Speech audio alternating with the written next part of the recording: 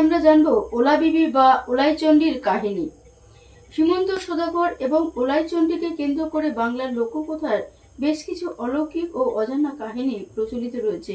বিশেষ করে নদিয়ার বীরনগর বা উলা গ্রামের ওলাইচণ্ডীর মন্দিরের সাথে এই সওদাগরের সম্পর্ক অত্যন্ত নিবিড়।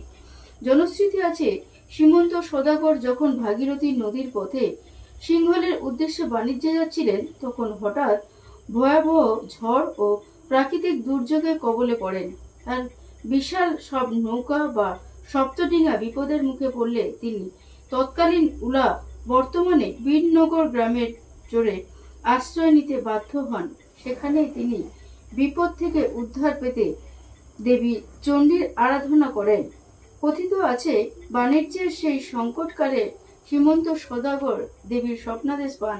দেবী তাকে একটি নির্দিষ্ট স্থানের একটি শিলাখণ্ডের সন্ধান দেন এবং সেটি প্রতিষ্ঠা করে পূজা করার নির্দেশ দেন। এই কালো পাথর খণ্ডগুলি আজও বীরনগরের ওলাইচণ্ডী হিসেবে পূজিত হন, যার কোনো নির্দিষ্ট মৃন্ময় মূর্তি নেই।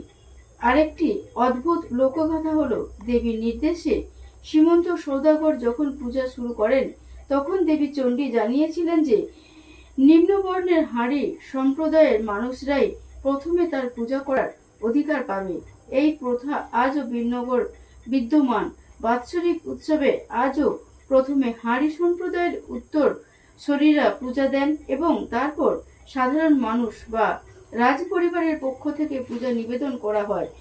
যদিও এটি মূল চণ্ডীমঙ্গলের সাধারণ কাহিনী, তবে স্থানীয় বিশ্বাস অনুযায়ী সীমন্ত সওদাগর সমুদ্রের বুকে পদ্ম ফুলের ওপর বসা যে কমলে কামিনীর রূপ দেখেছিলেন, ওলাইচণ্ডী দেবী তাকে ওই রূপেই মাধ্যমে তার অলৌকিক ক্ষমতার জানান দিয়েছিলেন।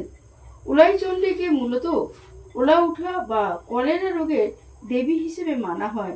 বীরনগরের কাহিনী অনুযায়ী এক সময় গ্রামটি মহামারীতে উজাড় হয়ে যাচ্ছিল।